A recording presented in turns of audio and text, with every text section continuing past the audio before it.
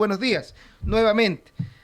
Gracias, buenos días a ustedes por la apertura. Siempre me han dado ese espacio para poder dar mi opinión acerca de la situación económica y también un fuerte abrazo a las personas que nos escuchan, perdón. Entonces, y adicionalmente, estación invernal ha sido muy fuerte y también mi solidaridad con todos aquellos que han sufrido los estragos de estas fuertes lluvias, ¿no? Especialmente en la costa ecuatoriana. Sí, 7:38 minutos. Gracias, economista Larry Yumibanda. Hay varios temas. El país se acerca, los ecuatorianos, me refiero estrictamente a elegir su presidente de la República por los 4 años. Sea hombre, sea mujer, hay necesidades urgentes. Si usted fuera el ministro de Economía de cualquiera de los dos candidatos a la presidencia de la República y tuviera que decidir sobre el campo Sacha, 1.500 millones de dólares, ¿usted los toma enseguida para poder afrontar la crisis o lo piensa en todo lo que estamos observando, si es necesario, si no es la corona de la ¿verdad? Si no es el top de lo que necesita el país, si es que está dañada, si es que hay que pulirla, si es que pasa todo lo que está pasando, economista, dentro de las decisiones más inminentes que tiene que afrontar un mandatario en las próximas elecciones, ¿qué es lo que hay que ordenar? Porque todavía seguimos viendo que pareciera que esto de ordenar las finanzas no ha sido tan exitoso, economista Yumi Banda. A ver, el campo de acción del Ministerio de Economía tampoco es que es amplio, ¿no? Lo que se hubiera planificado es que lo del año pasado, que fue una recaudación récord, que llegó a 18.000 millones de dólares, se hubieran reservado unos 300, 400 millones de dólares, si es por el asunto de atender la emergencia por diferentes variables, y en este caso por la cuestión de las lluvias, ¿sí? Y con respecto al tema del campo Sacha, yo creo que este es un tema un poco complicado, pero lo básico es el asunto de la transparencia del proceso. Yo creo que eso es importante y ver también en lo económico si realmente vale la pena o no concesionar. Porque usted dice, bueno, va a recibir 1.500 millones de dólares, sí, pero lo que no se dice es, y esto lo ha manifestado la exgerenta de Petroecuador, que los ingresos netos en un año del campo Sacha llegan a 1.400, 1.600 millones de dólares. Entonces, ¿es negocio o no para el país? Yo creo que en base a la transparencia, y yo he escuchado muchas voces, no solamente en materia sindical, sino inclusive los gremios empresariales, que no es un buen negocio como lo está manejando hoy el gobierno. Entonces, eso no, que no no genere una especie de no volver a intentarlo, yo creo que sí, pero en mejores condiciones. Entonces yo creo que por aquí debe ir la parte clave de este tema petrolero que es fundamental, el asunto de la transparencia y que sea buen negocio para el país. Economista, ahora permítame agregarle a esta entrevista un poquito de pimienta a esta conversación de Sacha. Ahora han dicho que hasta el día de mañana, bueno, siempre se dijo que hasta el día de mañana se esperaba para el tema de los 1.500 millones de dólares. Dentro de la prórroga pareciera que ahora la empresa interesada desea aportar 200 millones de dólares anuales por el tiempo que dure la concesión. Ese cambio no sé si es beneficioso para el país o es que se dieron cuenta de que otorgar de primera como fronting, dice un amigo, 1.500 millones de dólares no era lo precisamente mejor, economista. Yo creo que el proceso puede caerse.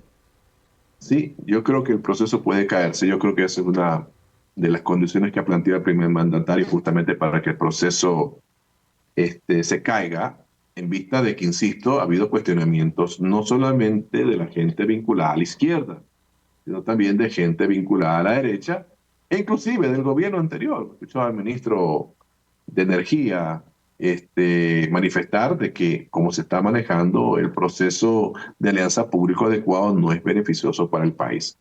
Entonces yo creo que ese proceso va a caerse, ¿sí? Ojalá, sí, yo creo que hay que retomarlo, sí, pero con mejores condiciones. No hay que olvidar que nosotros somos los dueños. Bueno, digo nosotros, está ecuatorianos, somos los dueños del recurso no renovable. Entonces, en función de eso hay que generar mejores condiciones. Entonces, según información oficial y también según información que han sacado los diferentes organismos sociales vinculados a cierta sentencia de la Corte Constitucional, se dejaría de percibir, si en caso llegue a ocurrirse esta firma del contrato, el Estado ecuatoriano dejaría de percibir casi 9.000 millones de dólares. Entonces yo creo que hay que ver bien el escenario, porque no solamente es de recibir la plata, sino también ver los efectos colaterales que podría generar la medida. Si hace poco se habló del tema de los Unidos, de que el bloque ITT iba a cerrar paulatinamente y eso iba a afectar la producción petrolera. No se diga ahora el proceso de delegación de este campo a la empresa privada. Entonces, eso implica de que la empresa privada va a disponer del petróleo. ¿Y cuánto va a disponer del petróleo? De acuerdo a versión extraoficial, porque no se ha mostrado el documento en sí, sería el 80 y pico% del petróleo. Entonces, ellos pueden hacer con el petróleo lo que ellos consideren. Nosotros utilizamos ese petróleo e inclusive para generar gasolina o llámese en este caso combustibles al interior del país. Entonces hay que ver eso cuánto impacta en cuestiones de producción petrolera de cara a los próximos años, cuánto va a impactar en materia de subsidios. Si nosotros producíamos el combustible con parte de ese petróleo, entonces ahora vamos a tener que importar. Y al momento de importar va a incrementarse los subsidios a los combustibles. Entonces yo creo que hay que tener mucho cuidado, hay que tener el panorama completo, sin perjuicio de los ingresos que van a ser menores, porque nosotros nos quedaríamos con una parte que llega hasta máximo el 15% de la producción petrolera. Entonces eso va a implicar menos presupuestos en materia de exportación y menos presupuestos para el Estado, ¿no? 7:44 minutos. Buenos días, economista Larry Yumibanda. Se critica el proceso como tal y que no se lo haya dado de la mejor transparencia posible, o también se critica que se lo adjudique a una empresa privada, o se critican las dos al mismo tiempo, economista. Mire, en cuestiones de delegación lo han hecho, llámese alianza público-privado, los gobiernos anteriores en diferentes actividades productivas. Así es. Así lo han hecho, sí, pero no hay que confundir, una cosa es un contrato de servicio, otra cosa es un contrato de participación, y esta adjudicación es un contrato de participación, porque se distribuye en la producción petrolera. Entonces, yo creo que eso le hace falta al país, el tema de la transparencia. Entonces, la cuestión que se defiende 1.500 millones de dólares. Y al inicio de la entrevista me dijeron, bueno, ¿qué podríamos hacer? Tuvimos recaudación récord el año pasado por 18.000 millones de dólares. Se hubiera reservado que es una parte para atender todos los problemas que está generando las lluvias, por ejemplo. O, en su defecto, también yo creo que hubiera sido importante de los recursos que se recibió del Fondo Monetario Internacional.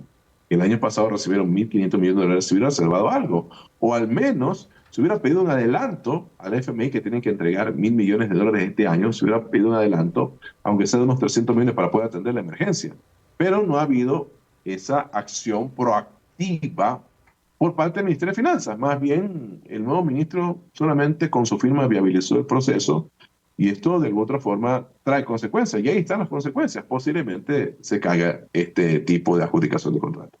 Economista, buenos días, 7 de la mañana con 46 minutos. Si bien es cierto, este tema trae ventajas y riesgos, ¿no? Dentro de su perspectiva, de su conocimiento, ¿cuáles serían estos? Como le mencionaba, sí, como lo mencionaba, no se ha medido el impacto con respecto a los subsidios de los combustibles. Eso puede generar más recursos para el presupuesto. Se va a depender de menos ingresos por exportación petrolera y por ende el presupuesto del Estado va a tener su impacto. Por ejemplo, el tema de traer mayor importación de combustible, eso de alguna otra forma también va a tener su impacto en la ciudadanía. Entonces, hay algunas cuestiones que todavía no está claro. Sí, por eso que yo considero importante avanzar en otras líneas de acción del gobierno que sí lo puede hacer, ¿sí? Temas de tasa de interés, tema impositivo, poner en vigencia el acuerdo comercial con Corea del Sur, avanzar con mayor fuerza y mayor velocidad el acuerdo con Canadá, entablar algún tipo de negociación un poco más avanzada con los Estados Unidos, de alguna otra forma viabilizar los créditos, que es buena iniciativa por parte del gobierno a través del BIE o Banco del Pacífico para el tema de la construcción. Yo creo que es clave acelerar esos procesos y con eso vamos de alguna otra forma cumpliendo los objetivos. Y el objetivo fundamental es crecer más allá de lo que se pronostica para este año. Lo que se pronostica para este año es apenas 0,8%, una de las tasas más bajas de la región. Entonces hay que superar esa meta, 2%, 2,5%, y con eso ya iremos viendo que la economía marcha bien. Y estos temas que a mi juicio tenían que haberse resuelto hace algunos años atrás, específicamente en el 2021, cuando a partir de agosto, septiembre comenzaron a subirse los precios del barril de crudo, no se hicieron los mantenimientos respectivos, más bien se utilizaron esos recursos para pagar la deuda externa. Y aquí están las consecuencias, que supuestamente el gobierno no tiene liquidez, pero el año pasado tuvieron recaudación de impuestos récord. 7:48, economista, y cambiando de tema, pero que tiene que ver con la relación económica de nuestro país, esto que pasó en la Asamblea Nacional y que de hecho se sigue tratando de decretar el dólar como moneda oficial del Ecuador. ¿Por qué ha traído sus críticas? ¿Cuál es su análisis al respecto, economista? Yo veo las críticas de manera muy subjetiva, lo llevan más al campo electoral. Yo lo veo de manera objetiva, que es necesario dar este paso importante, ¿sí? Porque esto es un tema que lo venimos impulsando hace muchos años, ¿sí? Y ahora que está puesto en el debate, vemos que asambleístas se oponen a la iniciativa de crear la comisión para que se genere este tipo de reforma parcial a la Constitución. Hubiera, de alguna otra forma, querido de que los asambleístas, en vez de oponerse a esta iniciativa, hubieran reformado, hubieran planteado otras reformas vinculadas a no solamente poner el dólar en la Constitución. Por ejemplo, que el Banco Central ya no sea caja chica. Eso de ahí está establecido en el artículo 302 de la Constitución. O, por ejemplo, de que ya no se generen medios de pagos alternativos. Eso también está en la Constitución, en el artículo 302. O la eliminación del Banco Central, que eso está en el artículo 303. Ojalá, en vez de bloquear la iniciativa, hubieran incorporado nuevos elementos y con lo que está planteado, más lo que hemos propuesto aquí, la duración se blinda totalmente, ¿sí? Entonces, esperemos que los políticos entiendan a la gente, el 95% de la gente quiere el dólar, y tal cual está establecido en la Constitución, sin ningún tipo de reforma parcial, abre la puerta para un proceso de desdolarización desde el punto de vista constitucional. Entonces, esto también lo hemos venido hablando hace muchos años atrás, por eso que es importante poner el dólar en la Constitución, pero sumando algunas reformas como le hemos mencionado. Con 50 minutos y una última consulta, economista Larry Yumibanda. Aquí nuestros oyentes nos saben consultar dónde se ha ido ese incremento del IVA del 15%. ¿Qué se ha hecho con ese incremento? Adelante.